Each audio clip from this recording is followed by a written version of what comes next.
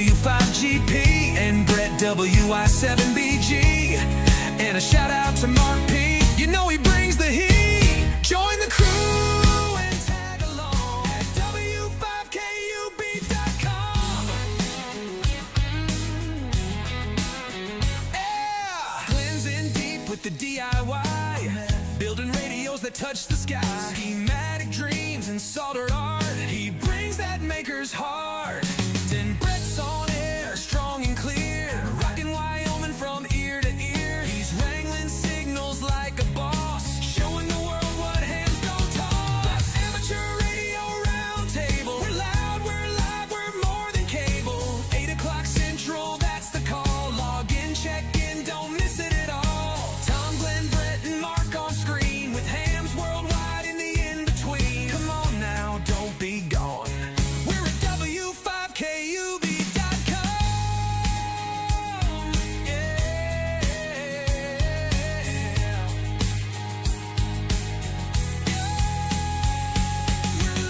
We're live, we're more than cable. 8 o'clock central, that's the call. Log in, check in, don't miss it at all. Tom, Glenn, Brett, and Mark on screen with hands worldwide in the in-between. Come on now, don't be gone. We're at W5KUB.com.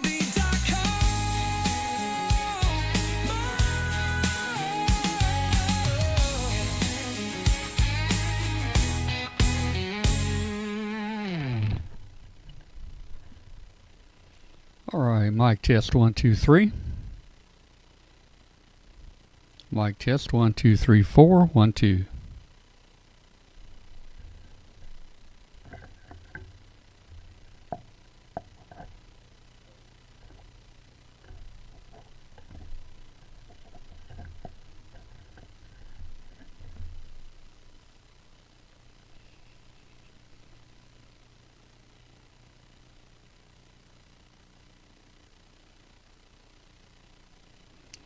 Say hello to Clifton out there, KE8FTH. We're in the pre-show right now, pre-show lineup, I guess you might say. Hey, the show starts in about 29 minutes. So this is the Amateur Radio Roundtable, a show about ham radio, amateur radio, shortwave, electronics. If you're out there listening on WBCQ radio station, thanks for tuning in tonight.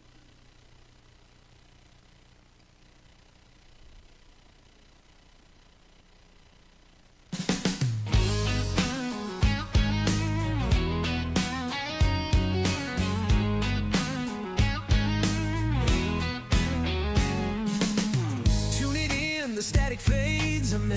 Voices rising on the RF waves. Every night it's time to go. Ham fams meeting on the video. Tom W5, KUB's in control.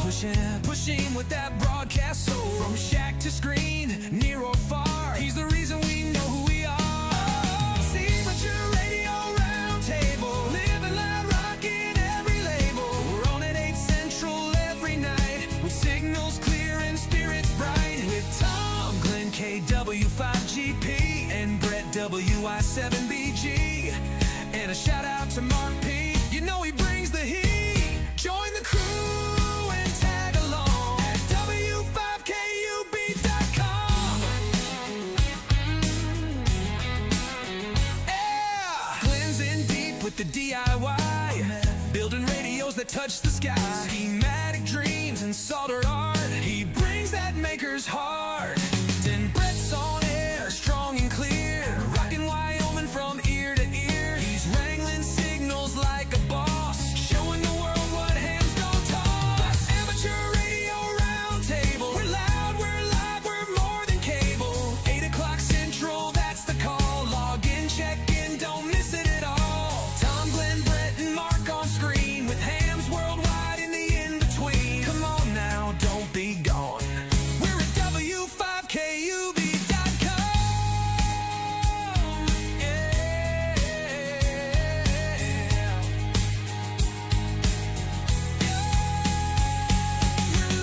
We're live, we're more than cable. 8 o'clock central, that's the call. Log in, check in, don't miss it at all. and Mark on screen with hands worldwide in the in-between. Come on now, don't be gone. We're at W5KUB.com.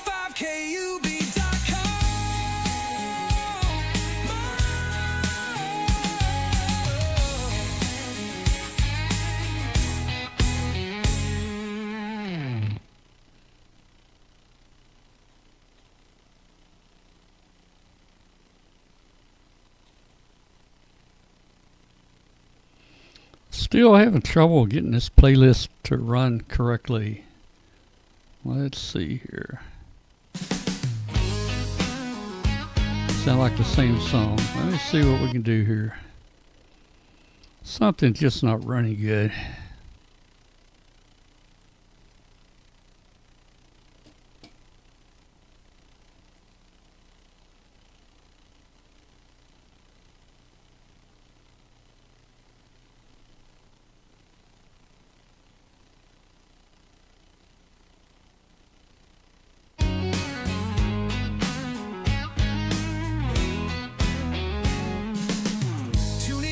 The static fades a myth. Voices rising on the RF waves. Well, we'll figure it out. It's time to go. Ham fams meeting on the video. Tom W5, KUB's in control. Pushing with that broadcast soul. From shack to screen, near or far. He's the reason we know who we are. See but your radio roundtable. Living loud, rocking every label. We're on at 8 Central every night. With signals clear and spirits bright. With Tom, Glenn KW5GP, and Brett WI7BG. And a shout out to Mark P. You know he brings the heat. Join the crew and tag along at W5KUB.com.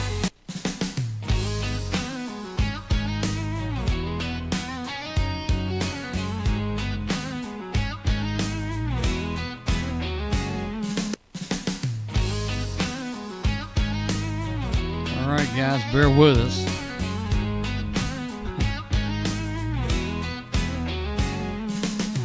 Tune it in, the static fades a myth. Voices rising on the RF waves. Every night it's time to go. Ham fams meeting on the video. Tom W5KUB's in control. Pushing with that broadcast soul. From shack to screen, near or far. GD spin a dial, grab your mic, MC.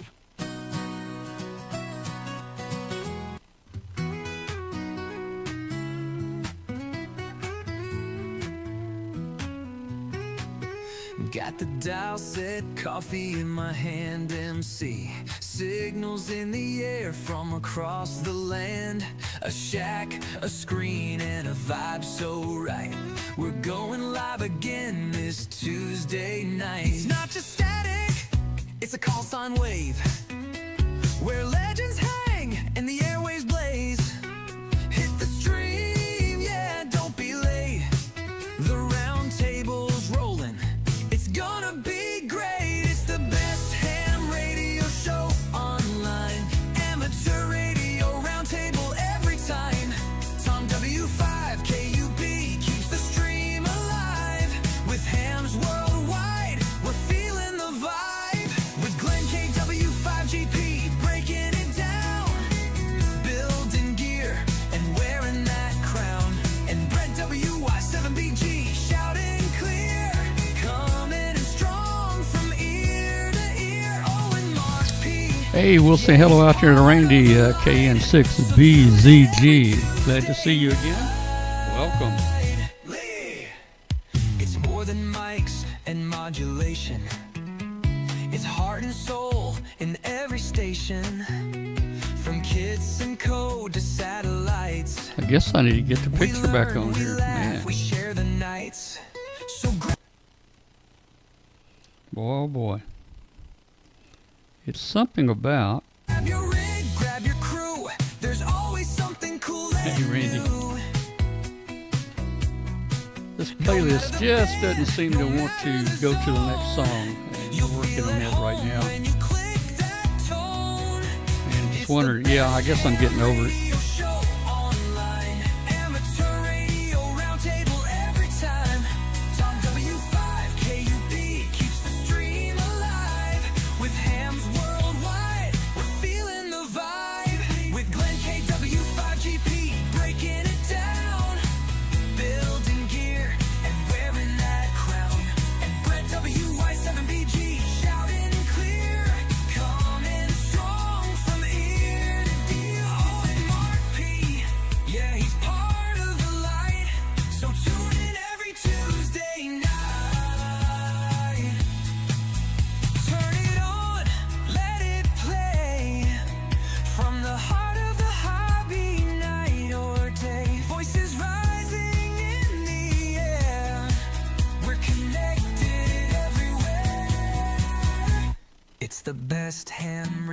radio show online. Amateur radio roundtable, real time.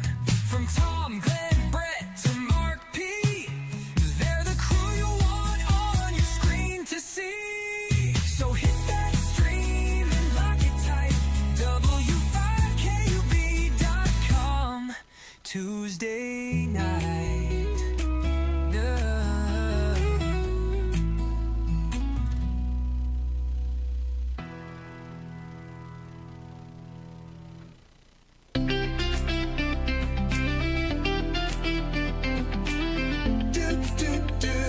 CQ on the air tonight.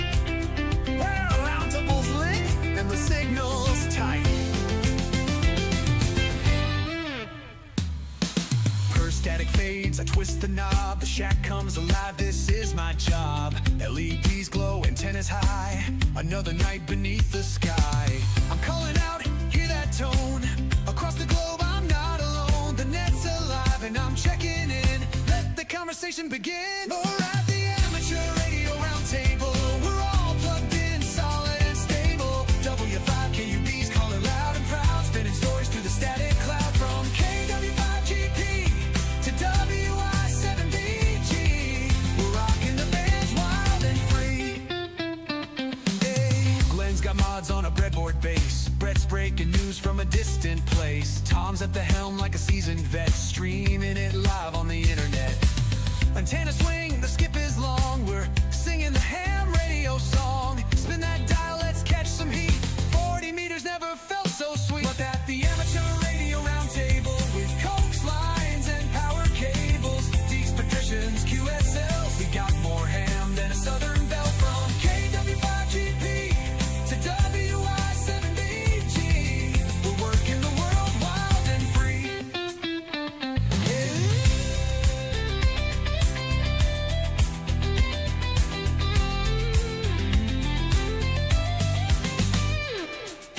Well, yeah, rockin' worldwide.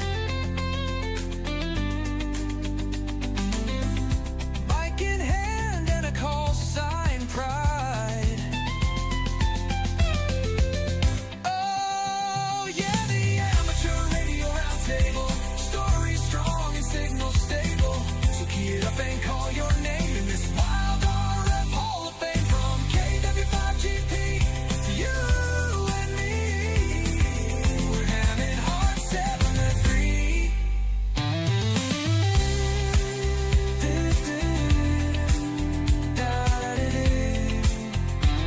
CQ out.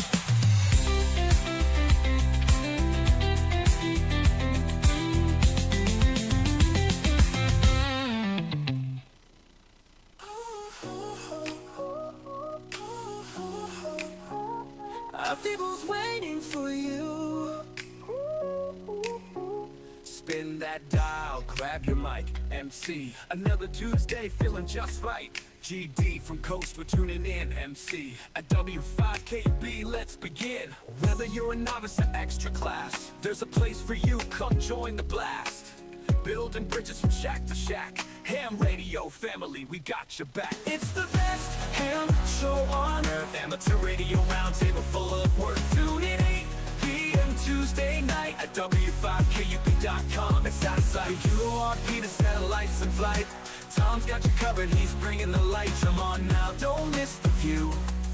The roundtable's waiting for you.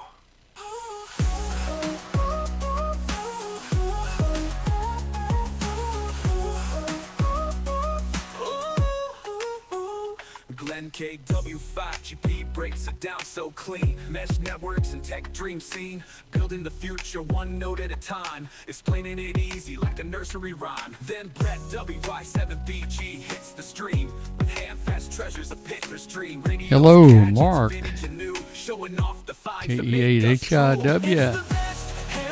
Welcome. Mark P. I think we're going to get some snow up in Ohio the next couple days. Might get pretty deep here, Mark P. The roundtable's waiting for you.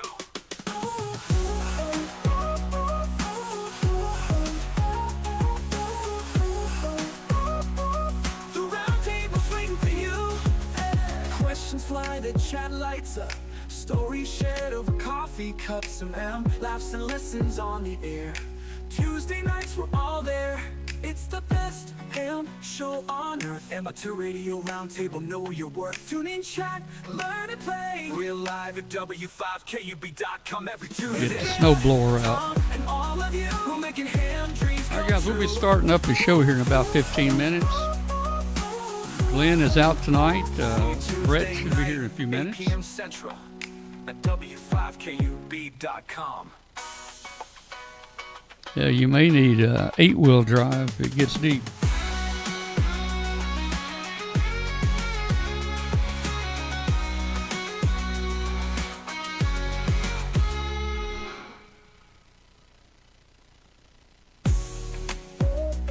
Roundtable's waiting for you. Ooh, ooh, ooh.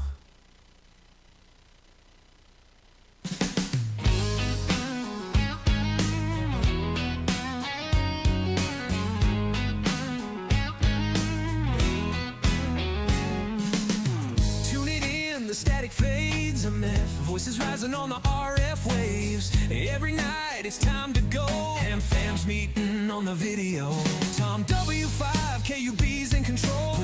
Pushing with that broadcast soul. From shack to screen, near or far, he's the reason we know who we are. See but your radio roundtable. Living loud, rocking every label. We're on at 8 Central every night. With signals clear and spirits bright. With Tom, Glenn KW5GP, and Brett WI7BG.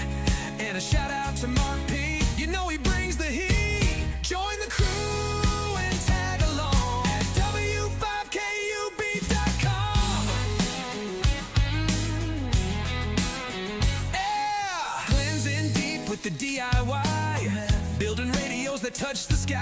Schematic dreams and soldered art. He brings that maker's heart. Then Brett's on air, strong and clear. Rocking Wyoming from ear to ear. He's wrangling signals like a boss. Showing the world what hams don't toss. Amateur Radio Roundtable. We're loud, we're live, we're more than cable. 8 o'clock Central, that's the call. Log in, check in, don't miss it at all. Tom, Glenn, Brett, and Mark on screen. With hams worldwide in the in-between. Come on now, don't be gone. Christmas present. Well, thank you very much. I'll have to see if I can make room for it somewhere here. Man, I am out of room.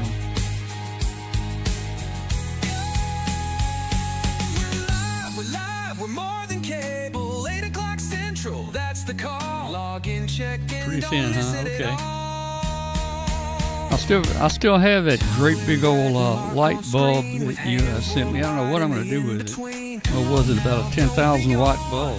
We're at W5KUB.com. Do-do-do-do, CQ on the air tonight.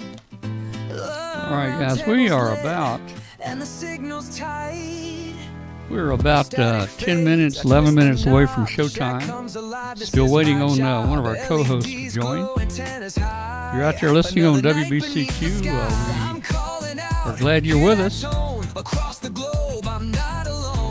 This is Amateur Radio Roundtable, a show about ham radio, shortwave, and electronics.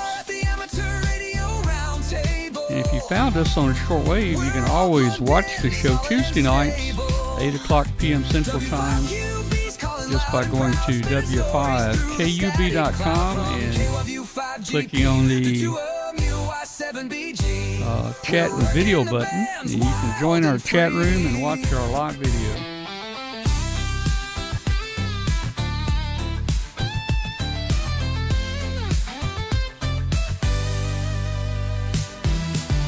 Got mods on a breadboard base. Brett's breaking news from a distant place. Tom's at the helm like a seasoned vet, streaming it live on the internet. Antenna swing, the skip is long. We're singing the ham radio song. Spin that dial, let's catch some heat. 40 meters never felt so sweet. Oh, at the Amateur Radio Roundtable.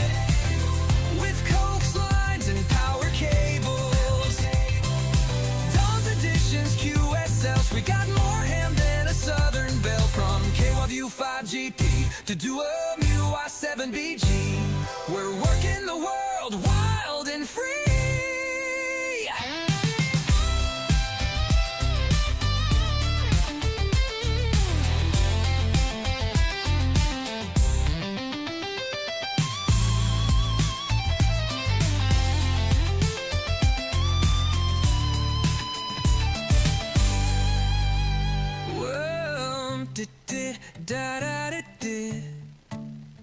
CQ out. It reminds me, Mark, I need to get the studio lights on here. Story strong and signal stable. So key it up and call your name in this wild RF Hall of Fame. From KVU 5GP to you and me, we're hemming hard. 7-3.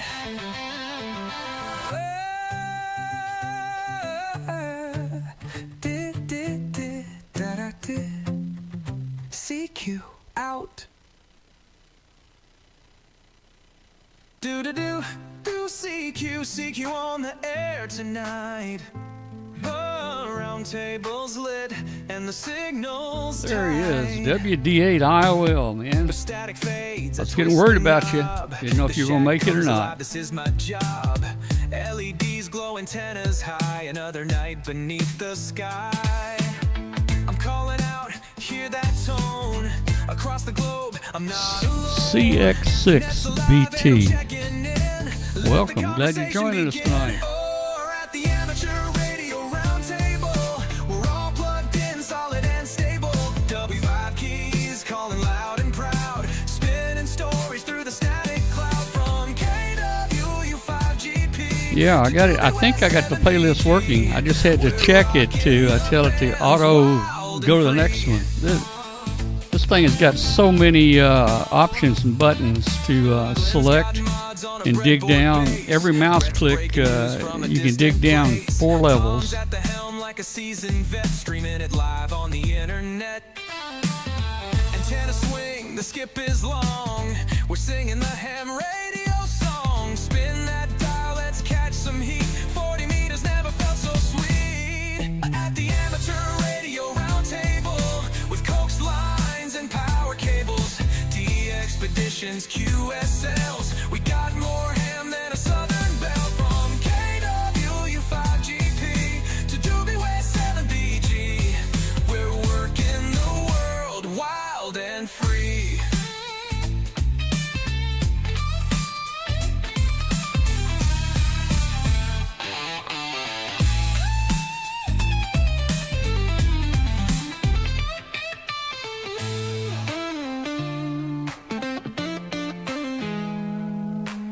CQ, rockin' worldwide. Mic in hand and a call sign pride. Yeah, the amateur radio roundtable.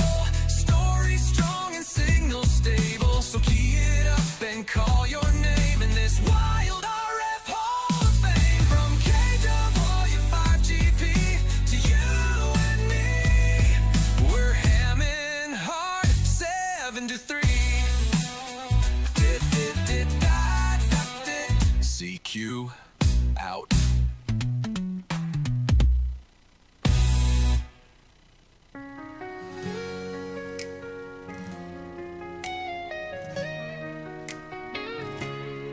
Carlos, we're glad you're with us tonight, man. I haven't seen you in like about a year. What have you been up to, man? It's been a long time. Glad to have you back on. Well, I see KW5GP has joined us. He's not going to be joining us on the video tonight. He had some medical procedures done today, and he's, how do I say it? He's under drugs right now, and no telling what he would say on the show. So we have banned him from the show tonight.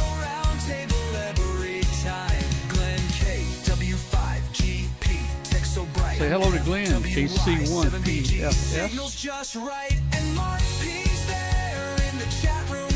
Yeah, notice if you notice, Glenn couldn't spell his name a minute ago. That's how drugged up he probably is. Glenn, just sleep it off tonight, man. Sleep it off and give us a report tomorrow.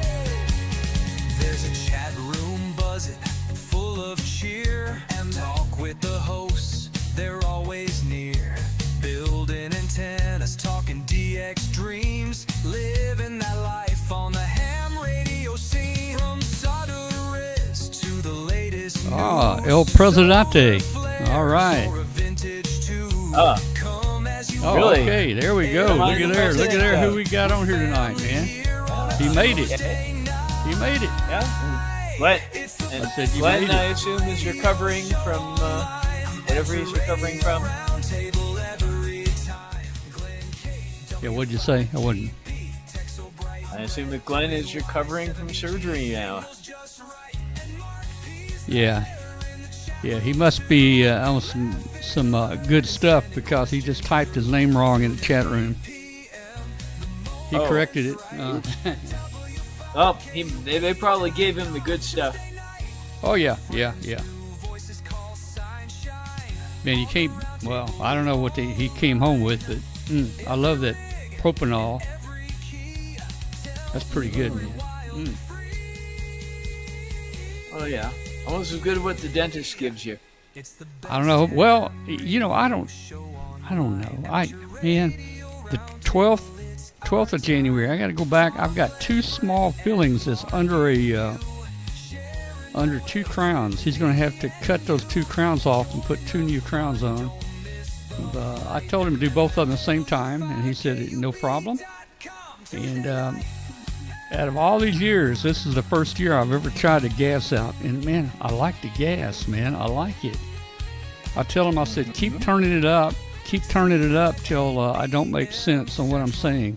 And they'll crank it up, and then I can kind of tell I'm not using the correct words. Mm-hmm. Yeah. Well, we got about 3 minutes here. Okay. I've got a video here that I made yesterday on using an oscilloscope to test capacitors. And you're going to have to explain it. You're going to have to explain it. You know? Okay. I don't know, man. You're going to have to explain it. I've never done this. I never used my oscilloscope to test capacitors. But I tried it, and it's kind of neat. It's fun. It's really interesting. But I've got. Let me put you in this picture right here. Hang on one second. Let me see if I can fix this right here with you. And let's see. I got to go to layers. Describe it in terms of Laplace transforms, or Yeah, I got to go to layers. Let's see, layers, and you are. I know what you are. You're number 11. Let's see if I can bring you in here. You've cloned yourself. Let me see if we can bring you in. Okay. Yes. Well. Okay. So now I'm in that panel. Well, it ain't great, but it ain't great. You shrink it a little fit. Yeah, I guess. Well, yeah. Let me try to adjust that real good. See, I didn't have you on to work with, so let me go to position and let me pick you, and let's see. Oh, that's not working. Oh, that's the wrong one. That's the wrong one. Hang on. Let's see. Layers, position. Preset in Melon. Man, something's going crazy here. Let me see if I can adjust this. It's just about time to start. Let's see. There we go. I think I can make you a little smaller there. And let's see.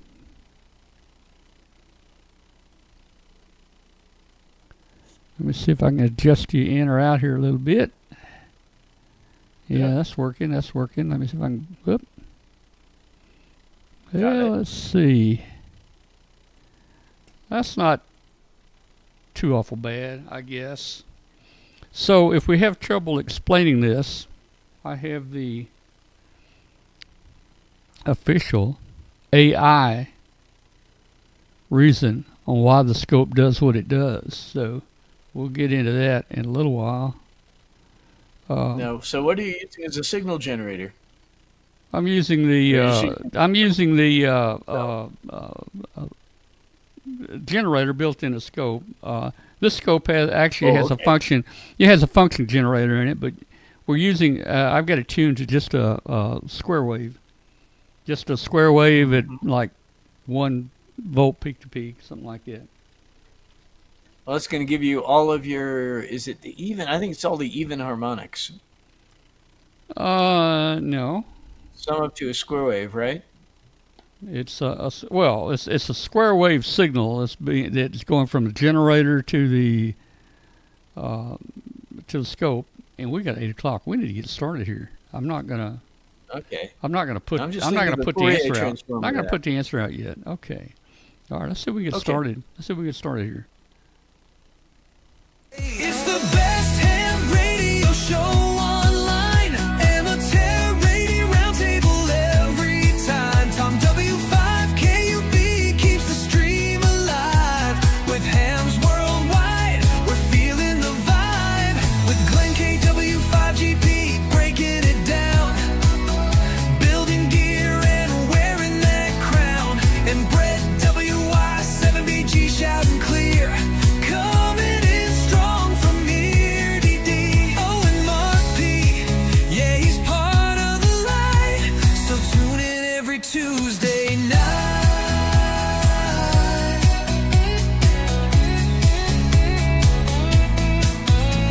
It's more than mics and modulation. It's heart and soul in every station. From kits and code to satellites. We learn, we laugh, we share the nights. So grab your rig, grab your crew. There's always something cool and new. No matter. All right. Thanks to everybody for joining us tonight. I'm communicating in the chat room with our old friend Alan there, W2AEW. In fact, I think I looked at one of Alan's videos in the last day or so about checking a capacitor with a scope. Anyway, hey guys, this is Amateur Radio Roundtable. This is Amateur Radio Roundtable. It's a show about ham radio, shortwave, electronics. We're so glad you're with us. And if you're tuned in tonight, listening on shortwave on world famous WBCQ, we're so glad to have you. You're listening out there on 7490, and the transmitter's up in Monticello, Maine, so it's right up on the border between the U.S. and Canada there. Hey, send us an email and let us know where in the world you're hearing us. We'd love to hear from you. Just send us an email to tom@w5kub.com, tom@w5kub.com. And we'd just really love to hear from you. If you're out there watching on YouTube or one of the other services, we're on 4 different social medias tonight. We're streaming live on YouTube, Facebook groups, X.com, and Twitch TV. So we're on 4 of those tonight, and you can pick us up anywhere there. And let's see, I had a message for you guys. Let's see if I can put it on. There you go. Please subscribe. It helps us promote the show to others. It doesn't cost anything. Click that subscribe button, and would love to have you as a subscriber. Probably about 80% of our viewers are not subscribers, so it'd really help if you would do that. We're also on just about every audio podcast carrier out there, like iHeart Radio, iNet Radio, Google Play. All of them carry us. So we're out there where you can download us or just listen to the audio anytime you want to. And actually, believe it or not, the audio channel is running probably equal to or as good, better, I don't know, as the video show here. So I'm really impressed with the audio there. Join our Facebook group. We've got a great Facebook group that follows the show. It's just about ham radio. And if you do a search in Facebook, just type in W5KUB, and we'll approve you just real quick there. We got about 15,000 members of that group, and it's a great group. We haven't had any trouble in it. No spammy stuff. None of that stuff's happening. Everybody's getting along well. Let me say this. A lot of people ask me to be their friend on Facebook. I typically don't approve those. I use my personal Facebook for basically my family only. It's a very small group, family only. And I don't want 15,000 people as friends in my personal Facebook page. So if you want to get on W5KUB Facebook group, I'm always there. You can contact me through that page there. You can do me a chat or whatever you want to do, a messenger. You can get me there. All right. So, yeah, let me send, let me see. Let me send, let me send Alan a link here. Alan's back with us tonight. Alan was on our show quite a bit, probably a year or so ago. But then COVID went away, and then I think he had to travel just about all the time. Let me see if I can send. Let me see how to do this. Where's my producer? I don't have one. Okay, I'll do it there. Let's see. Let me get Brett on here. Brett, why don't you tell us what you've been doing and kill a minute or two, and let me try to figure out how to send Alan a link here, and we'll get him in the show too. So go ahead and take it, man. Go ahead and take it. In fact, I'm going to take me out of the picture here, okay? Oh, well, good evening, Tom, and good evening, everyone. Brett Glass here from WI7BG from Laramie, Wyoming. And we are having quite a windstorm out here. I mean, it's normally windy in Wyoming, but it's especially windy right now, and it's especially difficult to do things like antenna work because we are getting gusts of 80 and 90 miles an hour. And it's quite something out there. My wife was on a plane coming back to Laramie tonight, and they weren't sure whether they were going to be able to land or if they had to turn around and go back to Denver because they simply couldn't land. But otherwise, as long as you're not climbing on a roof trying to install an antenna, things have been pretty good. I have been doing some monitoring of satellites and having a lot of fun with that. Since Tom is off sending a link to a participant, maybe I'll talk a little bit about that. There is right now a CubeSat going on going around the Earth. It's a ham radio CubeSat. It's has going under various names, including Object Z and RS-38S. And if you take a look here, we have information about that satellite.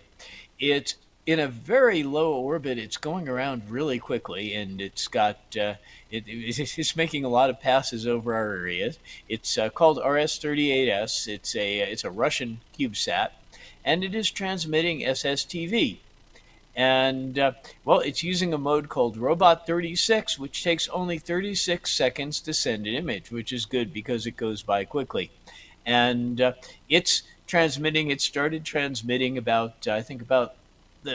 was supposed to start on the 5th of December. I think it actually started a little later than that. And it's going to go until the 13th of December, as you can see. And it's transmitting all sorts of interesting images. Now, this is a UHF satellite, not like the ISS, which is transmitting on VHF. So the frequency you have to tune your radio to is 437.825 megahertz. And Doppler doesn't matter that much for VHF, but it does matter for UHF, and you may find that as the satellite passes, you have to tune below this frequency when it's first appearing over the horizon, and then above as it starts to, actually other way around, above when it comes over the horizon and below as it shifts away. And if you want to find out when it's passing over, well, I looked at my usual website that I usually go to for this is called Heavens-Above, and it normally is pretty good about doing that, but I could not find this satellite listed there, and I couldn't find information on the passes on that site the way I usually did. So I went ahead and I went to a different website which tracks satellites, which is n2yo.com, and it had this satellite listed as not as RS38S, but as Object Z. And so if you're interested in tracking this satellite, this is how you can find out when and where it's going to be overhead. You can track the satellite, and it will give you information on passes and everything else. Its period going around the Earth, if you take a look at this, is only 94.2 minutes. This this CubeSat is really going quickly, and as you can see, the call sign is RS38S. It's we're getting some fairly good passes in our area. If you're using your regular UHF antenna, you probably don't actually want to get an overhead pass, because that's going to wind up being the signal's going to be coming in perpendicular to your antenna. So what you want is a pass that's maybe 45 degrees, or between 45 and 60 degrees up in the sky, and we've had a few of those. So I've actually been doing pretty well in terms of getting images from them. I haven't gotten a perfect one yet, but I'm working on that. So hopefully I'll be able to get some really clear images from this satellite before it goes away. Anyway, that's what I've been up to. Tom, have you gotten the have you gotten the link established yet? No, I haven't. So you're going to have to keep talking. Okay. Oh, there's out there. Okay. Let me. I wasn't prepared for this. I usually set all this up before the show. Just go ahead and take it, and I'm going to get Alan in here. It'll just take me a minute. Well, I'll show a little more about how to find the satellite then. Okay. So let's go back to our go back to our page on n2yo.com. If you want to track the satellite and find where it's going to pass, you can click here. And if my if my web browser will render it properly, there you go. You can see where it is right now, and you can see it's over the Caribbean right now, and you can see where it's coming around. This gives you an idea of where it is in the sky. If you want to see if you want to see where it's going to be over your location, my location happens to be 82070, the zip code here in Laramie, Wyoming. And so if you want to see the passes, let me see if I can find where the links is. Here are the predictions. Click on predictions, wait a little bit, and tell it see all passes, because you don't care whether the object is visible or not. And here you can see the passes that we're going to get. There's going to be one tonight at 8:53 p.m., another one at 9:26, and then if you look at these, like I said, you can see the maximum altitude. And what you're looking for are the ones that maybe between 40 something and 60 something degrees. So this pass here at 9:52 tomorrow morning is going to be a good one for me to use if I want to try to receive the signal. These others, not so great. They're going to be fairly low in the sky. There's going to be clutter. There are going to be obstructions. And here's one that's at 60 degrees on the 11th, and on the 12th at 50 degrees. These are going to be really good and you can see how close it's coming to being overhead. It's going right over southwestern Wyoming, and so it's coming pretty close. But it's just enough down in the sky that my J-pole antenna, my Arrow dual band J-pole, is going to be able to get it at a good angle, and it's not going to be outside the beam. So I'm going to be able to see that hopefully. And again, I'm looking for SSTV signals. You can do this even with a cell phone. If you literally hold your cell phone up to the radio, you can actually sometimes decode the signal, or you can pipe your radio into programs like MMSSTV for Windows, which you can find online. And anything that understands the Robot 36 protocol, which again sends that very quick 36-second image. And after that, you'll get after that there's each image there's a break of a couple of minutes, but during one pass you should be able to get more than one image unless you're really unlucky. You should be able to see enough of them as it goes across the sky. So that's pretty that's pretty much it. Again, it's a nice thing because you don't need any special equipment. You can even do this with an HT. Your signal may not be great. You may not get a perfect image, but you can get something. If you have a Yagi antenna, if you even have the J-pole that you usually use on your house, then you probably still get a good enough image to make it worth doing. And so I'm just looking in the chat here to see if there's any questions. All right. I see one person who says don't have a UHF transceiver. Yeah, that would keep you from receiving this particular satellite. I've just recently got an ICOM 2730, which has a great receiver, and that's what I've been using.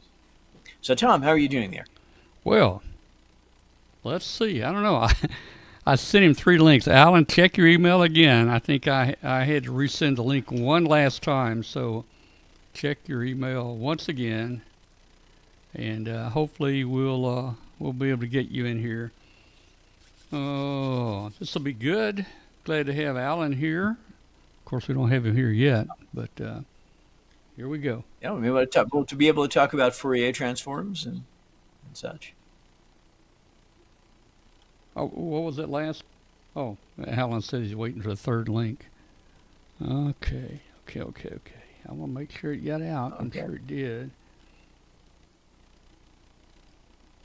Let's see. Yes, I really do like this vMix platform. It's trouble-free now, pretty much every time. I just it's just that I'm not familiar with how to use it that much. Let's see.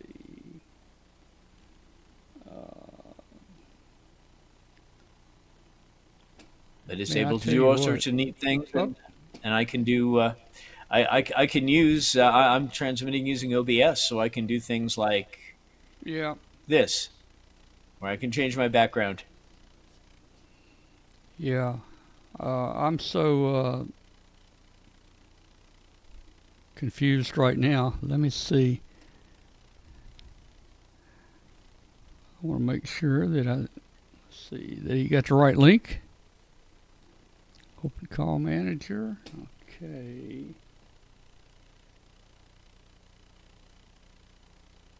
Okay.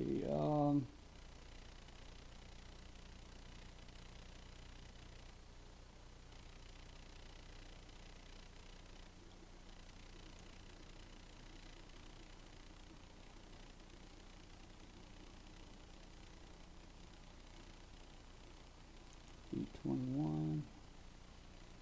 Well, let's see if well, I don't know if Alan's got it or not.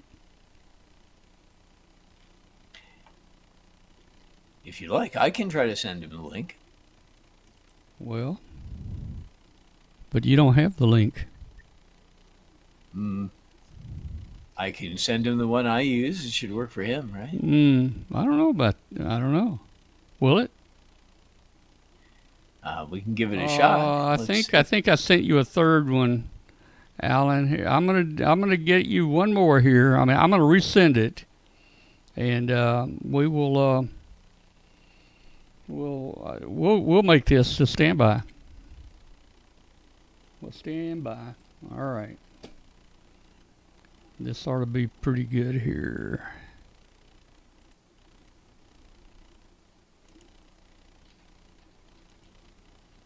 Alan hadn't got anything to do tonight anyway, except go to bed. Okay. All right.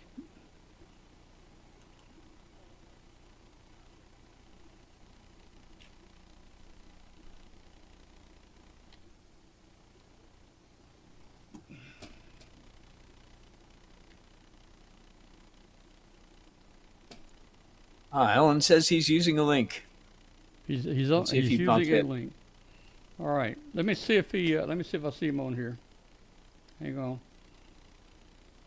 Just got to see if he's in here on one of these links.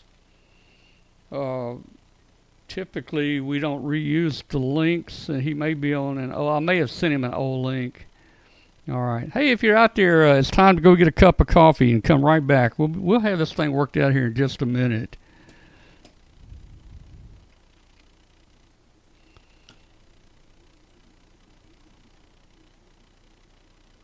Let's see. In the meantime, I could show some more electrical or electronic aberrations. Let's see what I've got here. All right.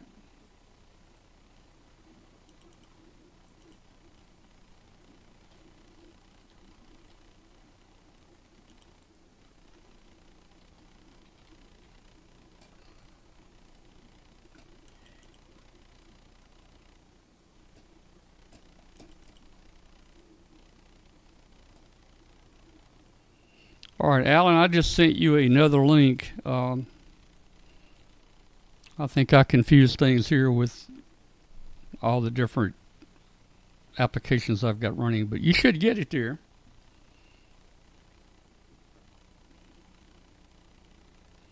Let's see if Alan can, let's see if he can get it there. Okay, guys. All right. Well, while we're waiting on Alan there, Yeah. we can continue. Few interesting pictures that I've seen recently of Yeah. of electronic gaffs of various kinds. This is, I guess, what the way you really bolt things in solidly to make your to make your electricity work. Yeah, yeah. That's cool. And then let's see what's next in the directory. And this is what happens if you don't do that. Yeah. No outlet. You're on there. electric avenue, but you have no outlet. Exactly. So let's. All right, look, we've got Alan in here now. Let me see. Okay, we're getting close. We're getting real close here. Let me see if I can bring Alan in with this. And I'm gonna put Alan in here, and we'll have it all set up.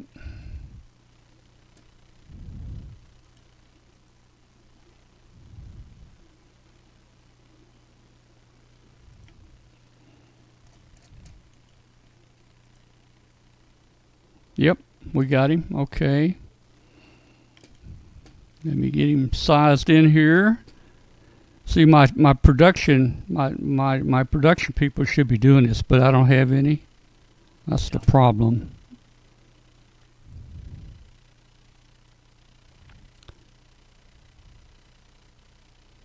One more thing here, and I'll have him. There we go. There we go. Look at there. Look at there. All right. We did it. We did it. Guys, I did that with my eyes closed. Hey, Alan. Hey, man, welcome, man. Hadn't seen you in a while. I know you've been traveling a lot. Looks like you lost a little bit more hair since you were on the show.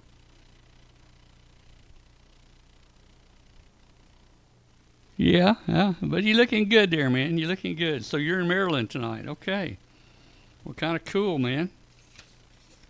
Well, maybe you can, maybe you can help us out. I've got this little video I ran earlier. First time I ever tried using a scope, to measure a capacitor, and maybe you can kind of explain what's going on there. I'm sure you can. So hey, how you been doing? And Brett, we'll get back to your stuff here in a little while. Let's go ahead and move on with the show since I caused the problem. I would blame it on Glenn tonight, but he's not here. So, oh man, it's just an unlucky night there. So, tell us, Alan, how's things going there? What you been doing? And I don't hear you. Are you muted? Maybe. Let's see. Wait, maybe I got you muted. Hang on. Yeah, hang on. Okay, you should work now. There you go. There you go. All right. It's Can slider. you hear me now? There you go. Yeah, we hear you. Okay, very good. Yeah. So once, like you said, once COVID ended, I kind of got back out on the road, and I'm on the road a couple days a week, for work. And in fact, that's what I'm doing down here in a lovely Holiday Inn in Aberdeen, Maryland. So I got to head on to Aberdeen Proving Grounds first thing tomorrow morning. So that's why I'm here. But otherwise, doing well. I guess over the last couple of years, my ham radio activity has kind of drifted towards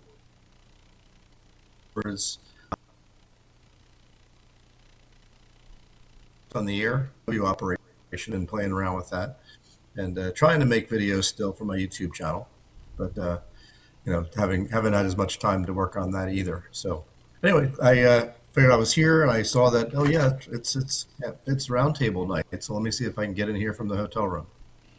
Yeah, well, hey, we're glad to have you, man. A big, pleasant surprise there. Sorry it took so much. I'm using vMix, and if you're familiar with vMix, it's a really long learning curve, man, on this thing, and there's a lot you have to juggle to make this thing work. And I haven't been using vMix very long. I've been using a Telestream product and called Wirecast. And I about had that mastered over the years, but this thing here is pretty complicated. But I usually try to set all the shots up before the show starts, and then it runs pretty easy.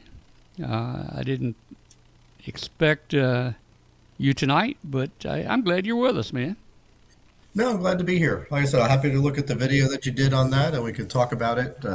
I've done a couple of videos on measuring capacitors with scopes, because there's a couple of different things you can do, whether you're trying to measure value or you're trying to measure ESR. Right, and I saw that. I think you had a couple of videos about measuring ESR and also the value of the capacitor. I'm not sure if you have one out there just using the square wave and checking, basically just to see if it's good or bad. I think that's a very basic test. But I'm glad you're here and you can explain to us what's happening. Hey, I'll go ahead and put the video on here, and we'll take a look at it, and we'll talk about it at the end. So here we go. And I'll show you. Let's get it started here. Here we go. Hey guys, I had a problem this week. One of my combination freezers, refrigerator went out. So I was faced with, do I spend $2,000 and buy another one, or do I replace the board? Everything's computerized today. After researching this, I found out I could probably have fixed this board. This is a switching power supply here, and I think that's what went wrong with it. I'm going to show you in a minute. And I'm going to show you how we tested capacitors using an oscilloscope. But it's interesting how everything's getting so complicated today. Cars and refrigerators and TVs. But you can service them to some extent. There are over 50 wires that connect to this board in that refrigerator. That's just amazing to me. Let's talk about oscilloscopes for a minute, and I'm going to show you how to check a capacitor. And we're going to check the two capacitors I took off here. And I'll show you what the waveform looks like on the scope to tell us whether they're good or bad. So let's look at a couple scopes. First of all, let's look just at a couple regular scopes here. Here's an Hitachi scope and a Tektronix scope right here. And we're going to be using a square wave to do our test. Nothing special. Most of your scopes have at least a half volt, 0.5 volt square wave to calibrate your probes. And that is, on these two scopes, that's by a little terminal right here. You can connect your scope probe to there and down here.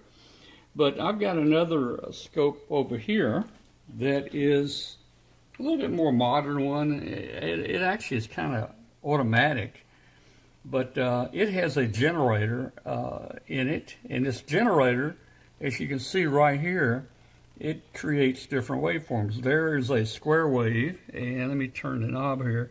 There's a triangle wave, looks like a sawtooth. So you can see it has many different waveforms, but we're going to go to the square wave. We're going to go to the square wave right there, and just a very low voltage square wave, maybe a half a volt, 1 volt or so.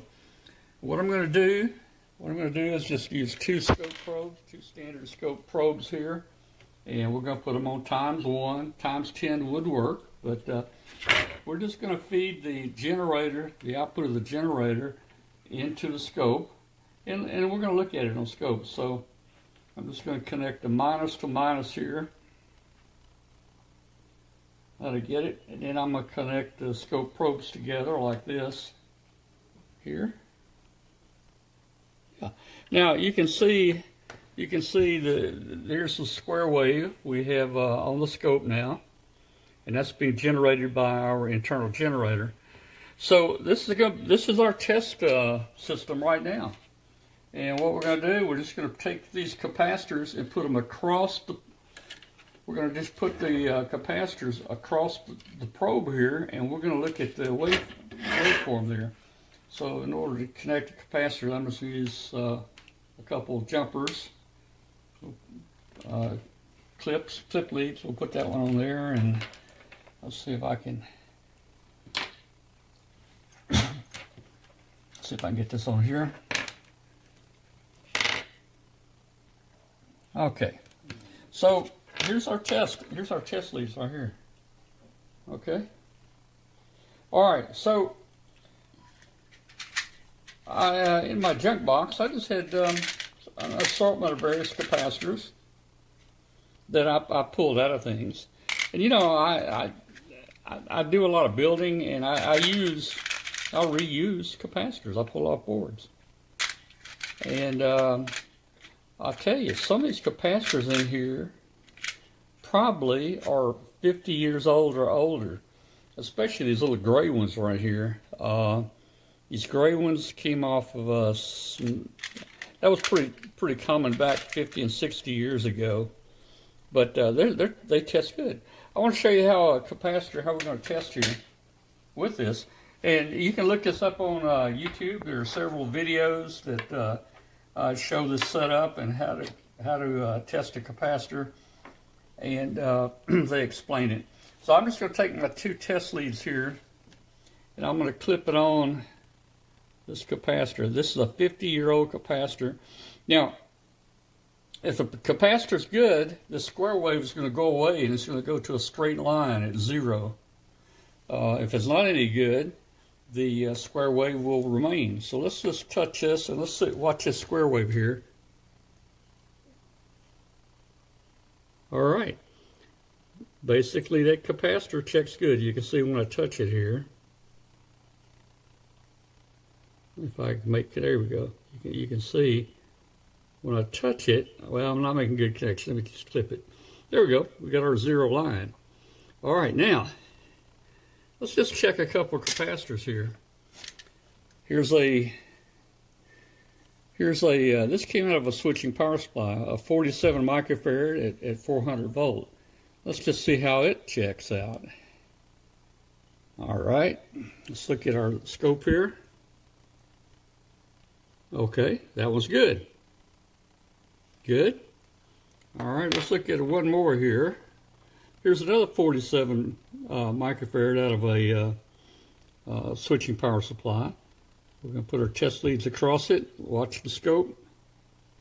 Oh, it went to 0. Straight line. So those two capacitors are good.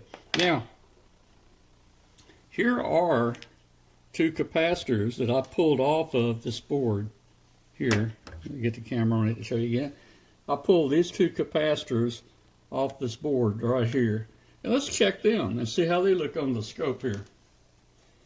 Okay, so we're going to go back up here, and we're going to just do a test. Look at there. No change at all in the scope. That capacitor is bad. Let's try the other one. Let's try the other capacitor. It's bad. See, no movement on the scope. Now, usually when these capacitors go bad, the top here will start bubbling up, and it'll actually pop or explode, or, you know, stuff will come out. But these look good. I put that little blue dot on there so I would know that these are the two bad ones that I pulled out of the board. So that's how you... Okay, so let's talk about that a minute. Alan, man, that's the first time I've ever used the scope here. I may have even done it wrong. What did we see there? Well, it certainly shows you something, and I mean, you can draw some conclusions, but not a bunch. So let's talk a little bit about what's going on. Kilohertz, that looked like what the settings were. So it was a relatively, relatively high frequency square wave, but basically on the order of the same frequency that might be used in a switching power supply. So it was actually not a bad choice to use something in the neighborhood of about 30 kilohertz. By putting the capacitor across, the output of the generator, the capacitive reactance, you may know, is a function of frequency. As the frequency goes up, the reactance drops. So effectively the resistance to whatever you're putting, basically drops as the frequency goes up. So at 30 kilohertz, these large electrolytic capacitors should look like a short, okay? And by being a short, they're going to work against the 50 ohm output impedance of the generator and basically collapse the output. Now, so you can conclude that you're collapsing the output as you'd expect with a good capacitor. However, another thing that would cause that to collapse is if the capacitor itself was shorted, which would be a failure, right? So you can't tell from that simple test whether it's a good capacitor or a shorted capacitor. So what you could also then do is take the capacitor and just stick it on your ohm meter. And if your ohm meter shows a short, then you know it was a short. If the ohm meter doesn't show a short, for example, what it might do is show a short and then it will charge up and then it'll go to like an open circuit. That's the sign of a good capacitor. So it's a screen, but it isn't 100% foolproof. Okay. Now, smaller value capacitors won't have as low impedance as those large value capacitors would at that same frequency. So they might cause the square wave to get collapsed, but not entirely squashed out. So that's something else to think about. And then the only other thing that I was thinking of while you were doing that is that those were polarized electrolytic capacitors. And it looks like your square wave was swinging above and below ground. So you were putting a positive bias and then a negative bias on the capacitor. It was relatively short term, so it wouldn't really cause any damage, but that is just something to watch because you generally don't want to put a negative voltage across a polarized capacitor like those electrolytics. But for your quick test like that, it wouldn't induce any damage to worry about. And I guess the only other thing that you said where capacitors, when they fail, they typically bulge. That will typically happen when a capacitor overheats. And that overheating is usually due to increased equivalent series resistance. And then essentially the ripple current that's going through the capacitor causes a voltage drop across the equivalent series resistance, which dissipates power, which causes heat, which causes the thing to bulge and dry out. And it's just kind of a self-feeding, failure mechanism. So when capacitors fail, they don't always fail in that way. So if those capacitors could have just opened up, they could have dried out and opened up. The ESR never really increased to the point where it overheated the cap, so you didn't get the bulging. So, but certainly those large caps with those large values should have that same result as the ones from your parts bin. And so just the fact that it didn't do that tells me that the capacitor value has decreased to such a low value that it's not going to be effective. So in your case, it did show them. I would call them bad caps, but if they showed as a short, or where it collapsed the square wave, I would have then taken that cap and put it on the ohm meter to see if it's a short or if it still looks like a capacitor. All right. So that's kind of what I took my notes from watching your video. Okay. And let me see. I got a little bit more on the video here. Let's look at it for a second. Test capacitors using a oscilloscope. Let's do one last test here and just check one last thing here. I'm going to take a couple capacitance meters. Let's see, this might do it too. I'm going to turn that on. All right, I'm going to take a couple devices here to measure capacitance, and let's just see let's just see what they read. So this is a 47, so I'm gonna put this on 200 scale, and minus to here and plus to here, and oh, that's the bad one. It's reading 0.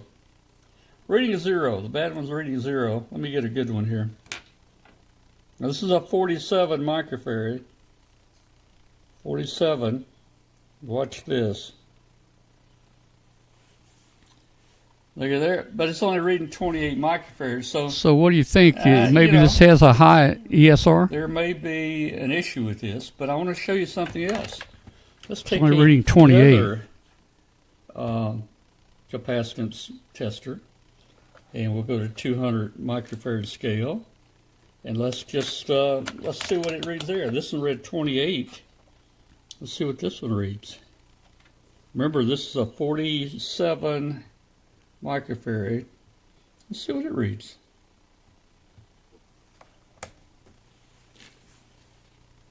Ah, look at there. This meter must be accurate, and this one must not be very accurate here. So that's interesting. So I must have a meter that's not very good. Well, I Reading mean, it 28. also could depend. It could depend on what the test frequency is that Yeah. uses. I would assume that Beckman would actually select an appropriate frequency for that range. Yeah. So what I would probably do is double check a couple of other capacitors at different ranges between the 2 meters. And if that Beckman is consistently giving you readings that don't look like they match what the capacitor is, then yeah, it could be that it's got a problem. So as it goes bad, if the ESR just keeps creeping up higher and higher, you'll get less capacitance, maybe? It really depends on the technique that the meter uses to make the measurement. But usually when ESR goes up, it's because the electrolyte in the capacitor is drying up. And when it dries up, that tends to cause essentially the wraps, the plates, if you will, the capacitor to get dried out, and the resistance increases. So that's usually what happens. And it's not that the ESR is causing the capacitance to get lower. It's the electrolyte drying up that causes the capacitance to get lower. And the side effect of that is that the plates of the capacitor resistance kind of grows on them. Yeah, I don't throw anything away, and I've really not ever had a lot of trouble with capacitors. At least maybe that's why some of my projects didn't work. I really didn't test them, but as I mentioned, a couple of those little gray ones, I don't know if you've seen those. They were ancient. I mean, they came out of very cheap Japanese-made things you could get when you were a kid. Tape recorders and things like that. And that one we the other thing tested. too is that The one we tested there, of course, with just a simple oscilloscope test, it said it was good. I didn't put it on the other meters, but that thing is probably at least 60 years old. I've got capacitors of that age too, and it's interesting. A lot of the commercial electronics, like the modern things that you pulled out of the refrigerator, they use switching power supplies, which operate at higher frequencies. They'll generally exacerbate some of the problems that you typically didn't have on the 50-year-old electronics that use linear power supplies. So they weren't as hard on the capacitors. They didn't cause them to heat up as much. Heat is really the big destroyer of these capacitors, and then also how close to the maximum rating the capacitors run at in terms of voltage. And most of the mass-produced electronics of today, they cut corners wherever they can, right? If they can get away with a capacitor rating A versus B, where B would be a better cap, but if A works, they'll use it because it's cheaper and they improve their profit margin. So I'm not surprised that you found some large filter caps in a switching power supply in a modern consumer piece of equipment that caused a problem. So Well, Good. I constantly have problems with capacitors because as an internet provider, I'm constantly providing people with little switching power supplies that have a tendency to go bad. Now, it's not as bad as it used to be. There was a period of time when they had what was called the capacitor plague.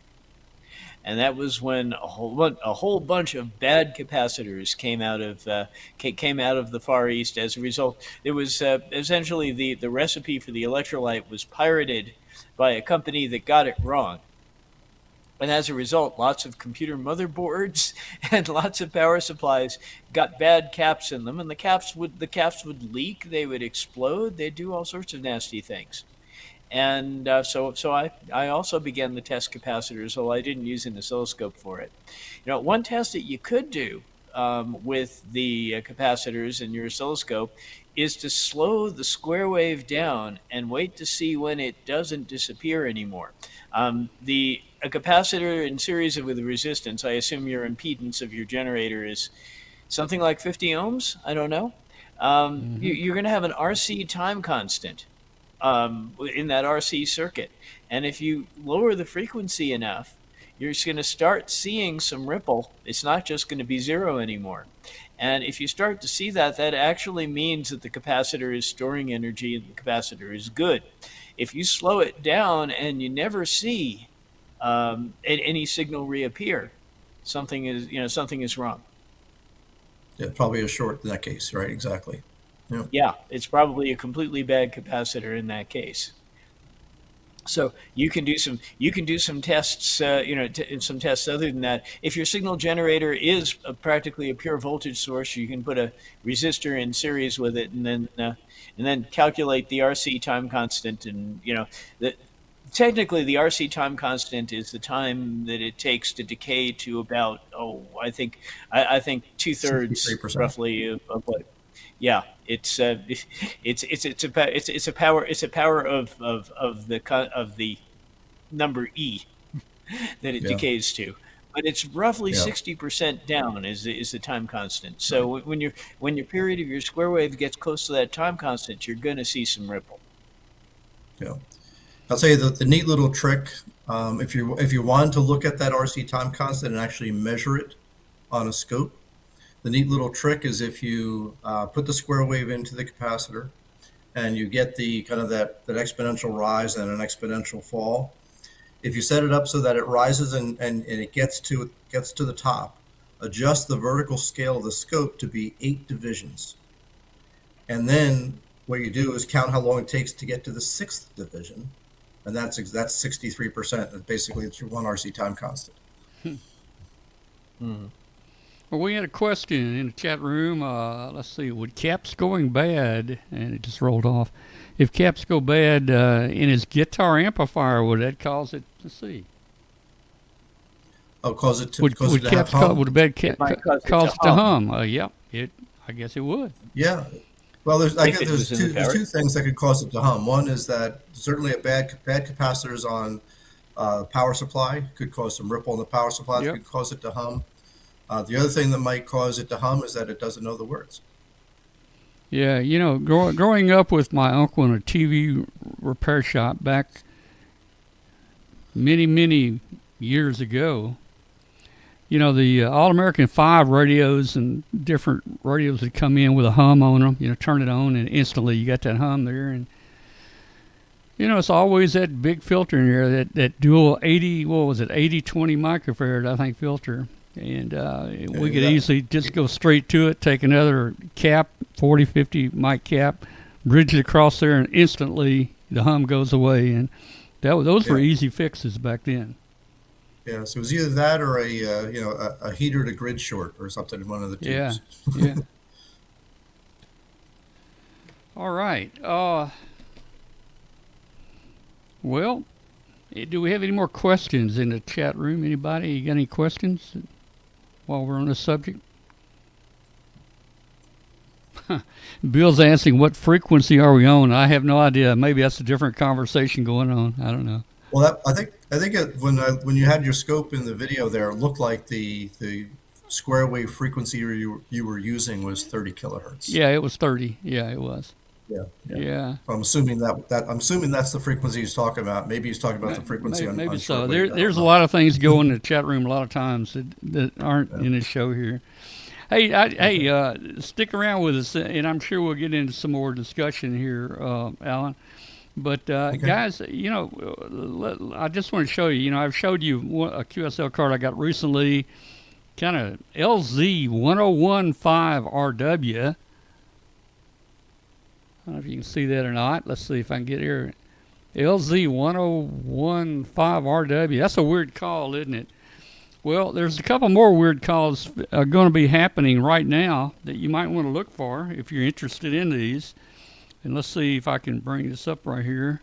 And they are, hey, how about this call right here? PH25XMAS. You ever heard of a call? I never heard of this call. And my understanding is this is a 5-year anniversary for PH25XMAS. So that's for Christmas, a special call. And then for New Year's, look at this call that's going to be out there. PH26HNY. Happy New Year, HNY. That's some weird calls. Man, in all my years, I've never seen those. I don't know if that's becoming more of a thing in the last few years, or if it's been around forever. I don't know. Alan, you ever heard calls like that here? And let's see, Alan his voice went away, but I will get it. And It's going to depend on the jurisdiction whether they allow calls like that at that particular country. Yeah. Alan, you ever heard of those? Yeah, I mean, can you hear me now? Yeah, I hear you. Yeah. Okay. Yeah, I guess I was just wondering where the pH prefix is. And then again, it depends on whatever that regulating authority is, if they allow special event call signs to have that kind of format. Because I've seen a couple of interesting ones from out of Europe that were commemorating certain things that had longer. Oh, I see what's happening here. I see what's happening when I change the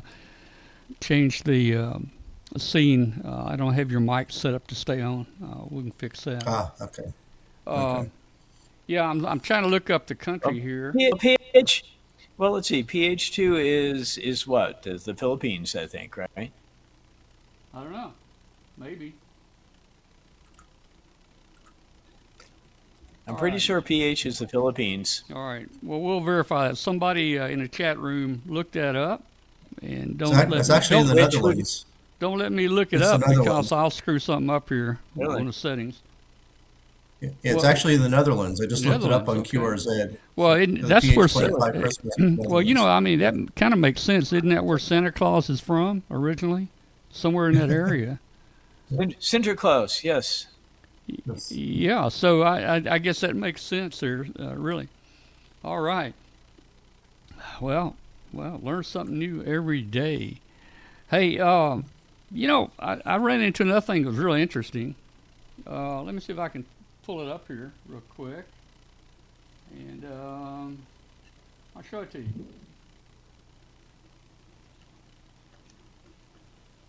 Let me get it. All right, this is the subject here would be ham radio operators and mapping ham radio operators. Let's see if I can make this look a little better for you guys. And let me turn Alan's audio on for good. Well, so much to do here. I need to get me a production manager. That's what I need. All right. Let's see if I can do this. All right, ham radio operators. Let's look where ham radio operators are, and this kind of tells us. Oh, let's see. On the chart there, I wish I could. This thing is. I wish it wasn't so long, but look at there, man. You look over there where Brett is over in Wyoming. There are not many ham radio operators there in Wyoming. Brett, what's wrong with you there guys? aren't that many people, except where the dots are there, and that would explain why. Yeah. But we do have a lot in Cheyenne, Wyoming, which is the biggest dot, and then we have quite a few. Laramie in the bottom right hand corner has got probably the second biggest dot. That's where I am, and we do have a lot of hams here. What I'm surprised at is that I don't see too many on the left-hand edge of the state, because I know we have hams in Teton County, near Yellowstone. I don't know why I don't know why I'm not seeing at least a dot for Jackson Hole on the west side of the state. Yeah. Well, it's your state. Well, there's a couple around you there. Just don't have many people there. I don't know if we can see the key that goes to this map, but there's the operators. What's that per? I don't know. Oh, I guess the color dot actually tells us about how many ham radio operators are in there. So, you were mentioning the bottom of the state there. Which corner are you talking about? Bottom right? Yep, bottom right corner, and you can the big dark dot is Cheyenne, and then the dot a little bit to the left of it is Laramie. So now, if Wyoming as a whole, as a whole, I can see that. Yeah, has a population, an average population, if you average over the whole state, of 5 people per square mile. So maybe the problem is that their scale isn't good enough to show us. Well, I think the problem is your state is too big for you guys. That's the problem. Maybe the government can maybe divide that, and we can come up with 4 more states. So there's the numbers. There's the numbers based on color, and down in Cheyenne, I guess we're up in the higher numbers there. It's concentrated. Let's see what else we see here. Grid map. Look at this grid square map now. Again, it's my monitor here that I'm looking at. It's hard for me to read these numbers down here, but you can see the darkest ones are the most heaviest populated there. A lot from now where Alan's from up there, New Jersey, right, Alan? You're in New Jersey. Yeah, that's that's where I'm from. So where you got the mouse pointer. That's so right where I am. So I mean, you guys are just packed with hams up there, and we probably have more hams in my county than we've got in all of Wyoming. Yeah, and look at that, man! And right through the middle of the map here, it's almost nothing, man. I mean, it's like 0 to something. I can't read it. 331 is what I read. Yeah, was it? Okay, all right. Ham radio operators, U.S. state total population. Let's see if I can adjust the map a little bit here. Again, let's look at Wyoming there. You're yellow in Wyoming, and yellow. So that's the ratio. That's the ratio of the number of operators per per population, and we're actually pretty good for that. Given given our low population, we still have a pretty high ratio. That's not bad. Yeah, now you're look at the top of the scale there. Yeah. Look at Idaho and Utah. They're Idaho and Utah. Wait a minute, that's They've got pretty, very high population. That's a high number, We got right? very high ratio. Yeah. Yes. Yeah. But look there. I guess the the more remote you are, the more likely you're going to have ham operators, because it might looking at that. Whereas these very densely populated areas, people don't think about having to have that communication. Yeah. Wow. Interesting. Okay, now we'll get into congressional districts here. I mean, look at there going through Idaho. What's that? Idaho and Utah and Arizona. Looks like we got more per congressional district. Well, it's larger areas. It's a larger area because the congressional districts are much larger. Oh, are they? If you look in New Jersey, the districts are so much smaller. It's yeah. Hey, yeah. Glad we got you tonight, man. I didn't think of that, but that's exactly right. Wyoming has exactly 1 Congress critter. Is that right? She's the only one. And 2 senators, and that's it. We have 1 Congress critter, the least you can have. Yeah, you guys might as well close down. You might as well close down Wyoming, man. and hey, Alan, I gave a statistic a while back about Wyoming where Brett is there. I looked it up. There's only 2 pairs of escalators in the entire state. Man. Wow. Yeah. That is correct. And have you been on both of them? I have ridden both of them. Okay. Cool, man. Cool. All right. Yeah, we've got shopping malls that have got 15 of them in one mall. Yeah. Yeah. Mm-hmm. Well, all Our right. walls don't need to be 2 stories, so we don't really need the escalators. Yeah, I guess you have plenty of room to spread out there. So okay. All Mm-hmm. right. So okay. Well, I thought that was interesting just to show that tonight. And I know, Alan, I know you do a lot of POTA, right? I do. Yes, I do. Yeah. So I saw a video where Virginia, the state of Virginia, basically has deactivated or, I don't know, outlawed POTA in your state. You know anything about that? Yeah, actually, it's not the whole state. What they did is they have now refused to allow parks on the air operators in the wildlife management area and lakes. Those are the only two areas. Yeah. So the state parks and the national trails, that's all still okay, but it's only Okay. the wildlife management areas and the state fishing lakes. Well, And the reason that they give is that you're not those are not the core activities that those areas were set aside for. And right. the likelihood is that some people were there and probably annoyed people that were there to do bird watching or hunting or hiking or something like that, and complained to somebody that, hey, somebody's making all this noise and bothering us and trying to enjoy this wildlife management area.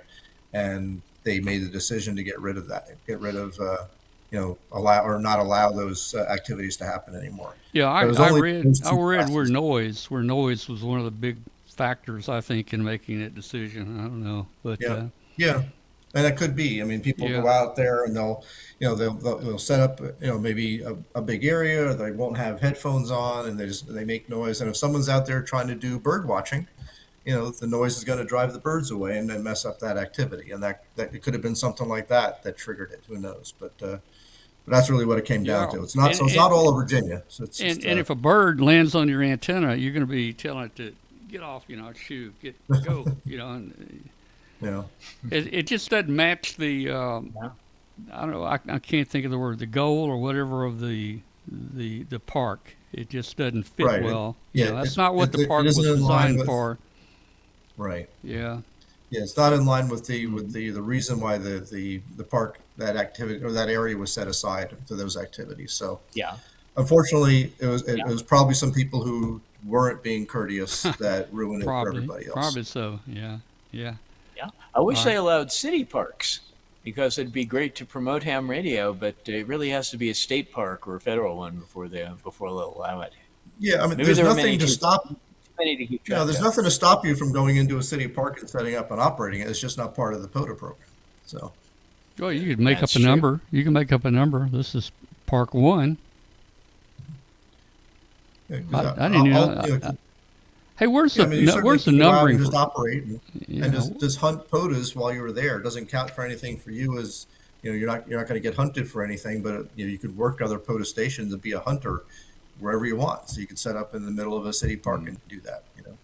oh yeah. Yeah. Here in Laramie, Wyoming, we have the University of Wyoming, and the weird thing is that their lawns in front of the academic buildings are considered to be a state park. So I wonder if we Oh could wow, operate from that. you probably could if it's a I'm state not sure park. about Then that one. well, there is Yeah. actually I could actually look that up and see. I don't know where the university is, but I'm sure there's not It's that in many parks Laramie. in the. It's okay. So there's actually a really good site. I'll just see if he's actually created a map for it called potamap.us.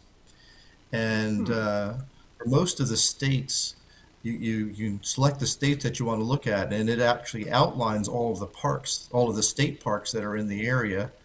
And then you can also see which ones of those are actually part of the POTA program.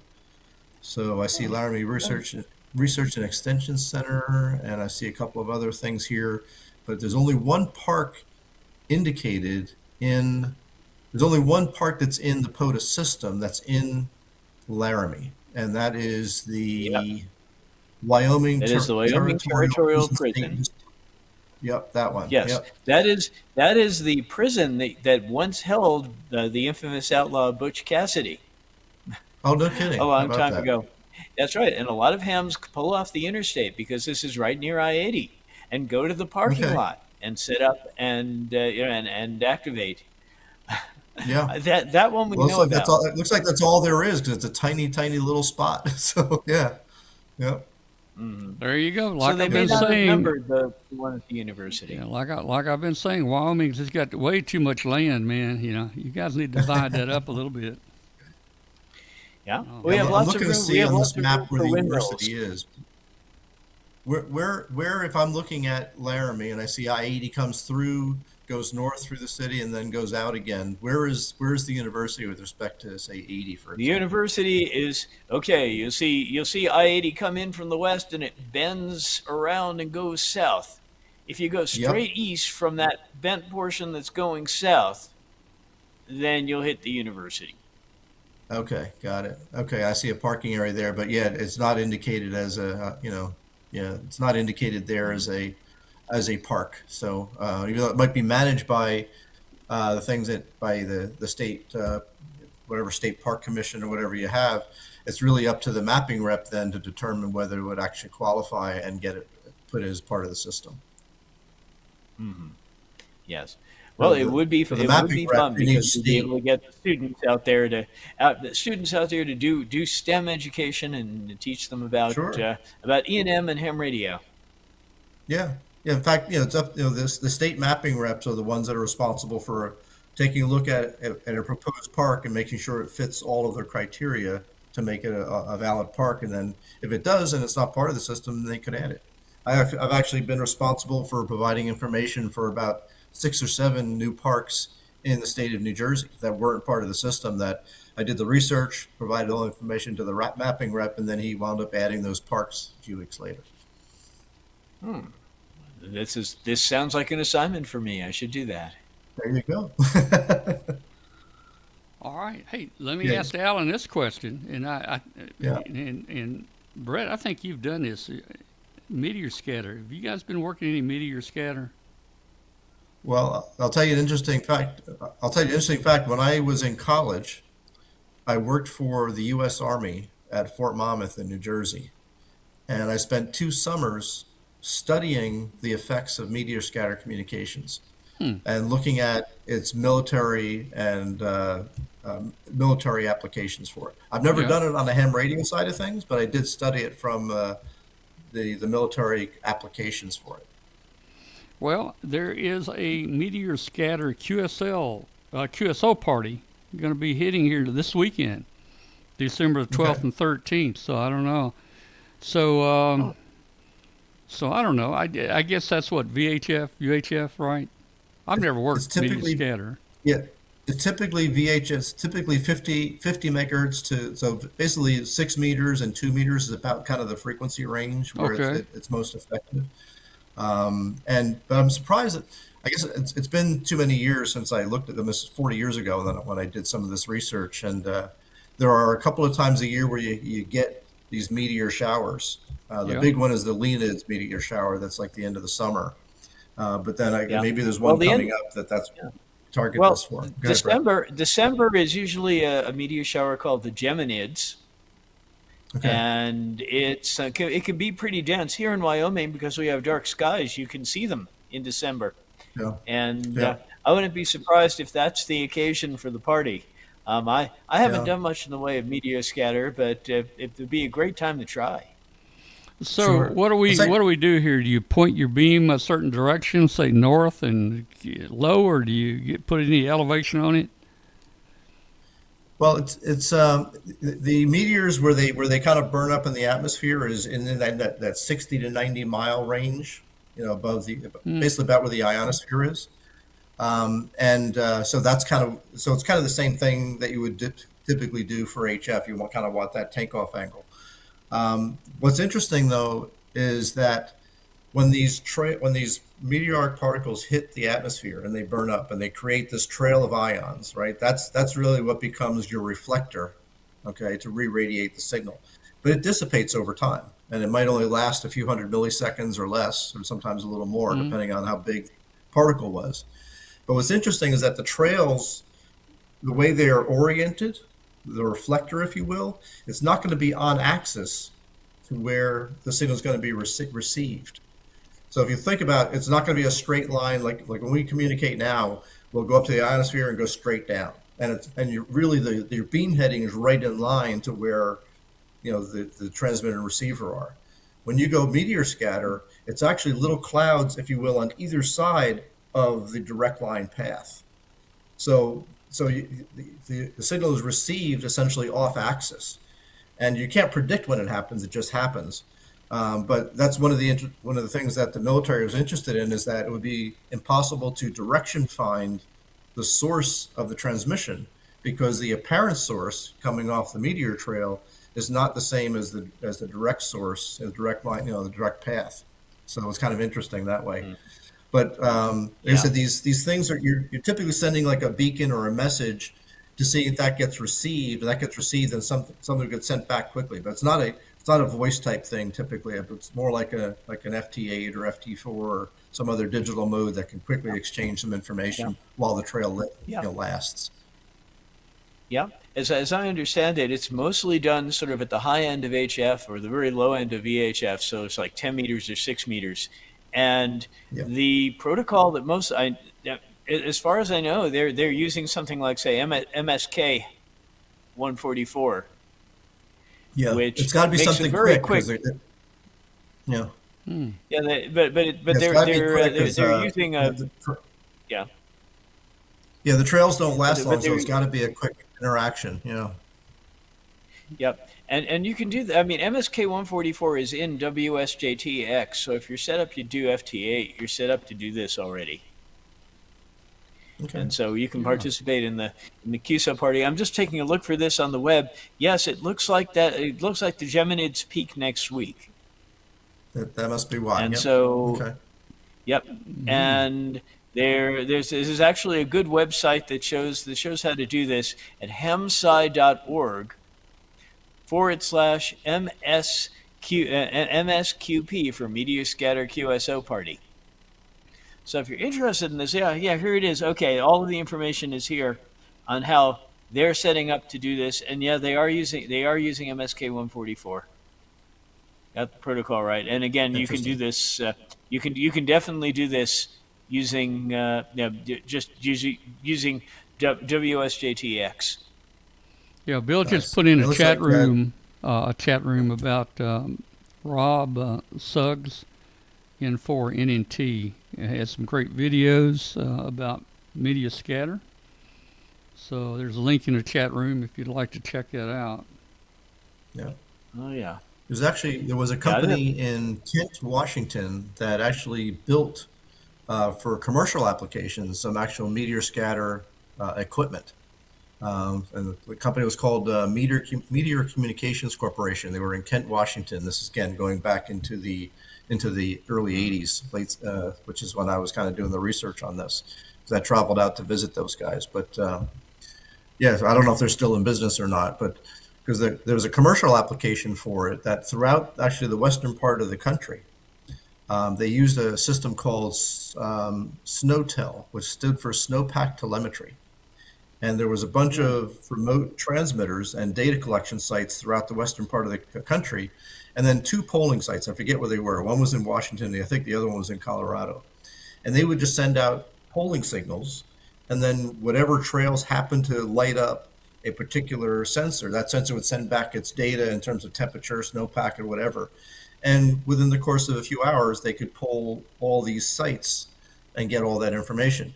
What's nice about it is because the trails were narrow, the illumination pattern was very narrow, so the chance of illuminating more than one of these sensor sites at one time was really small. So you basically had natural time division multiplexing without any complex addressing of things. So it was really, really an interesting system.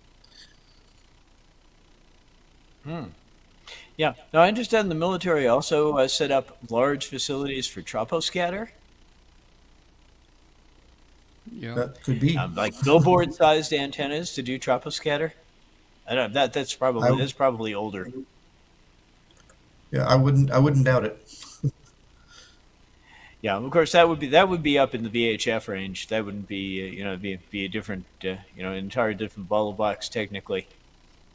But the meteor scatter looks like it's going to be fun, and I've just found in the middle of this HAMSCI page the MSQP operating guidelines, which tells you in great detail how to set up and how to log and submit your logs. So yes, you can submit the ADI files. It's looks like it's sort of a contest, Yeah, and as a lot of you these can things get are. yes, and so. And so they're going to tally the results and see who did the best based on some criteria here. But yeah, it looks like that could be a lot of fun. Maybe I'll try it. It doesn't look like you need a directional antenna to do it, so which is nice. Yeah, because I think at the end of the day, you really want something that illuminates as much of the sky as possible to take advantage of any trail that occurs. Hmm. Hmm. That'd You be probably Because can't that trail, predict because where the the trail is going to illumination be anyway. pattern, yeah, the illumination pattern from a given trail is a really narrow pattern. It could be just a few dozen miles wide, if that, and maybe 50 or 100 miles long. So it's a very narrow football shaped pattern that gets illuminated, 500, 1,000 miles away. So the chance of lighting up more than one ham that's doing this, pretty small. Hmm. Okay, yeah. So there is no point in aiming. Just use your regular antenna. Yeah, you want something, yeah, hit as much of the sky as possible in the area where the meteors are hitting. So, all right. Hey guys, let's take about a 45-second break here, and then I want to talk again just a few minutes about Meshtastic and get kind of update, see if Brett's done anything. Don't say anything yet, Brett, but I want to talk Okay. Meshtastic in just a minute. We'll be right back. Let's all go over to ICOM and check out the IC705. The IC705 is an HF 50, 144, and 440 megahertz multi-mode portable transceiver. It gives you base station performance and features in the palm of your hand. The IC705 is a perfect sidekick and QRP companion. Its compact rig weighs just over 2 pounds with RF direct sampling for most of the HF band and an IF sampling for frequencies above 25 megahertz. It includes a 4.3-inch touchscreen with live band scope waterfall, 5 watts with a BP272, and 10 watts with a 13.8 volt DC. Integrated GPS with antenna and GPS logger, supports QRP, QRPP operations. Heard it, worked it, logged it for the love of ham radio. For more information about ICOM's amateur radios and to locate a dealer, please visit icomamerica.com/amateur. All right. Hey, Brett, have you had any luck with Meshtastic? I know you said nobody was sending anything to you. Yeah. Well, that's still the case. I'm still not receiving much. I've got a high gain antenna which is bigger than the one that they supplied, and I've been driving around town, and so far I haven't found many people on Meshtastic. Did you I say guess it's many? something, Wait. Did you say many or any? I haven't found any so far. Well, So I'm not sure where they're hiding. well, there again, it's the state, man. You only got like 3 hams there. Well, Maybe. the hams, Wyoming hams tend to be old school. We have a lot of CW operators. We have Yeah. a lot of SSB phone operators. Few of us more newfangled folk are doing digital modes. We do have a few Okay. guys who are kind of in between who are doing RIDI, but well, we don't really have a lot of people doing Meshtastic. At least that's Well, so far what I've seen. yeah. Well, I've got a couple wrapped up here for Christmas. I usually pick out me a bunch of things for Christmas, and we wrap them, and Kathy gives them to me, and she buys what she wants, and I'll wrap it and give it to her. So I don't know. I don't guess I'm gonna get to play with mine until we're getting close to Christmas, but I'm looking forward to getting some on. We've got quite a bit of activity in the Memphis area here, and over across the river in Arkansas. My plan is to get a couple of them working, and to get any hiked here, what I'm going to do, I'm going to put mine in a weatherproof box, and I've got a rope out there over a tree limb about 80 feet in the air. So I'm just going to pull it up about 80 feet in the air.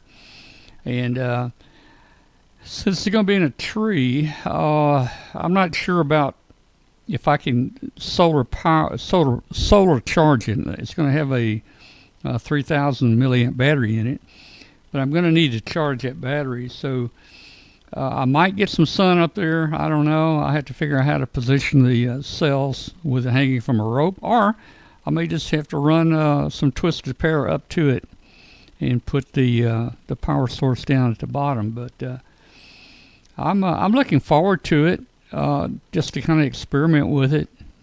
I don't know what it's going to do. So I bought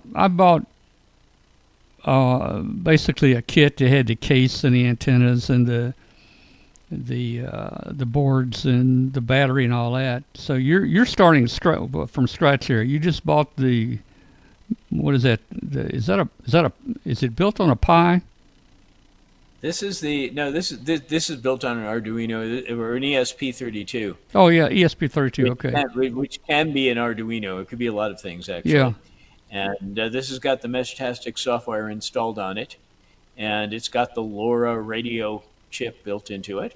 Right. And I just put a this is actually a router antenna, so it's got higher gain than the one they sent me. They sent me a really tiny low gain one.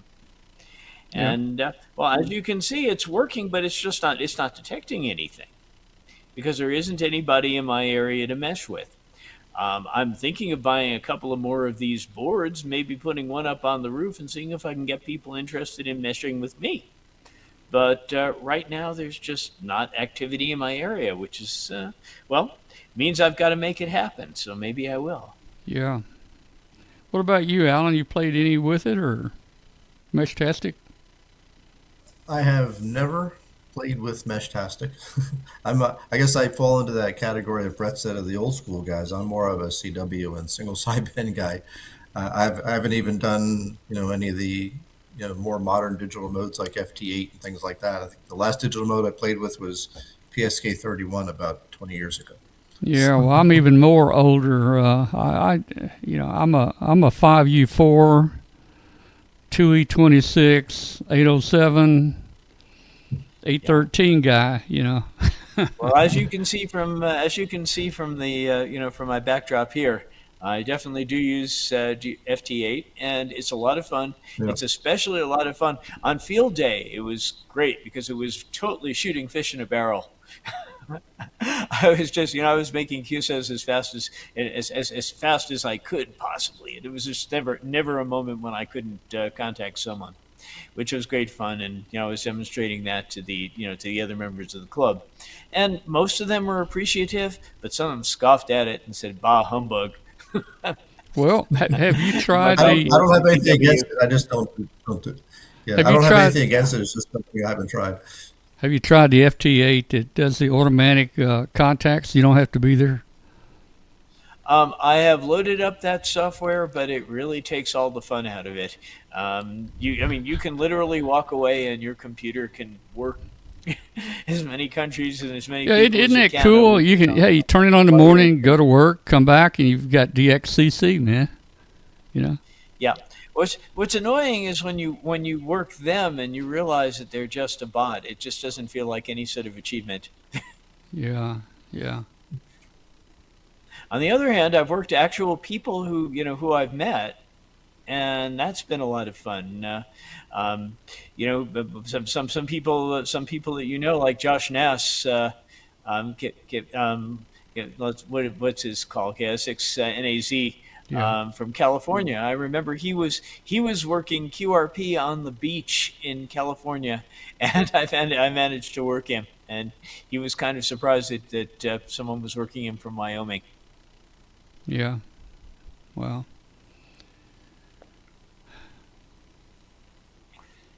But it's Meshtastic is sort of the same thing, and especially Meshtastic on the Part 15 bands, because it's not really a ham radio activity at all. It's really just it's more like sort of a Wi-Fi mesh at that point. Yeah.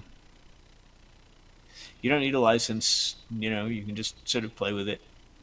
On the other hand, that does reduce the barriers to entry. Maybe I can get some college kids here interested in getting on a mesh if I start one.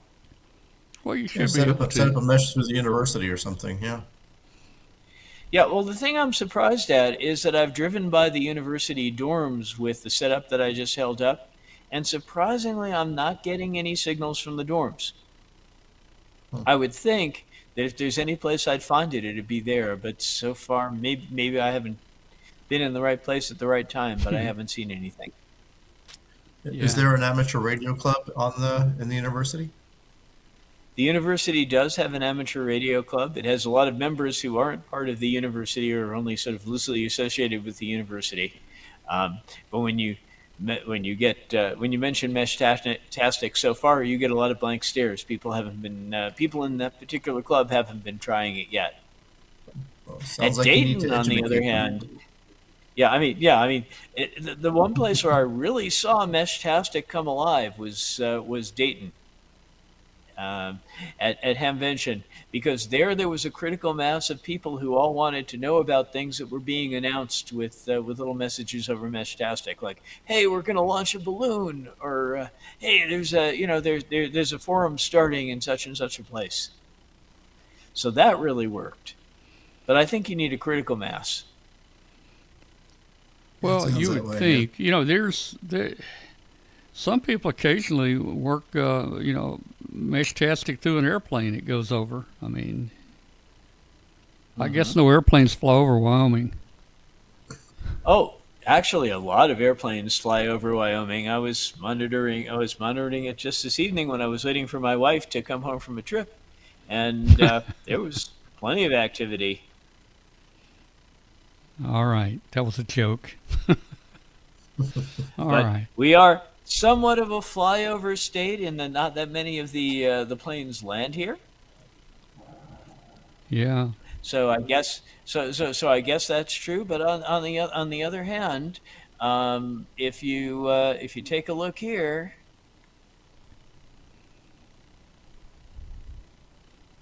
What's we the do have green? an awful Is lot is that flying over. weather? Is that it's showing This weather? is this is this is a website called FlightAware where you can Yeah. track what's in your area. Yeah. And well, as you can see here, there's a lot going on. There's a lot of traffic coming, especially coming up from Denver, Colorado.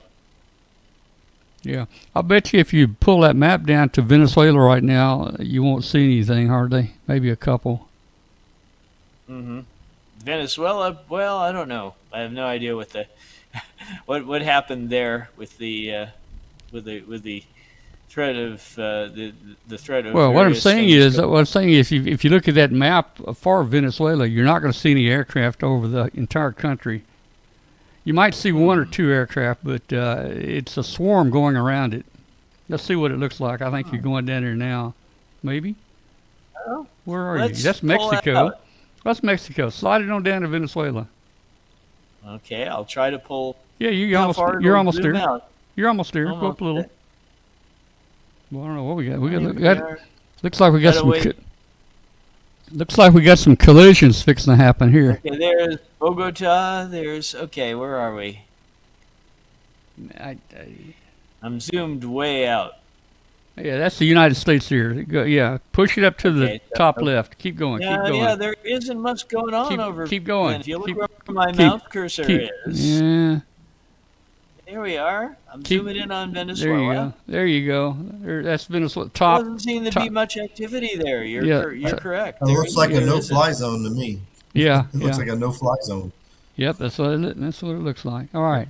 Yeah, All right. Hey take a guys. look at All of these planes are going around the outside, but they're not flying through Venezuela. So Yeah. I didn't know this I could do that. Thank you. Yeah, you're welcome. All right, hey, Discovery. let me make a quick announcement here. We may have people out there listening to us and not even know what they listen to tonight. So, if you're out there on world famous WBCQ listening, you've been listening to Amateur Radio Roundtable, a show about ham radio, shortwave, electronics, and a lot of other things in between. So, send us an email to Tom at W5KUB. and let us know where you are in hearing the station. And we'd just love to hear from you. You can join our show on Tuesday nights by going to w5kub.com. And we've got an embedded player there and a chat room that gets you on the show, or where you can talk to us live on a chat room and see the show. But we are on X, we're on Facebook groups, we're on YouTube and Twitch TV. You can find us a lot of places. Please hit that subscribe button. It helps us out a whole lot there if you hit the subscribe button. And we really appreciate it. We'll see you guys next week. And, mark your calendar. We'll be looking forward to seeing you guys there. So I'll say 73s to you. And Alan, stick around a minute. Don't go away. Let's see. Let's just do this right here. We'll see everybody. Good night. 7-3. So you're saying I can ask this cat any question? The cat is connected to the computer. You just type in the question, it will read his mind. There the answer comes.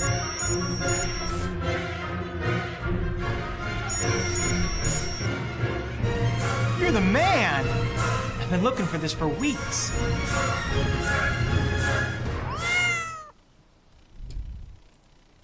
All right, let's terminate it.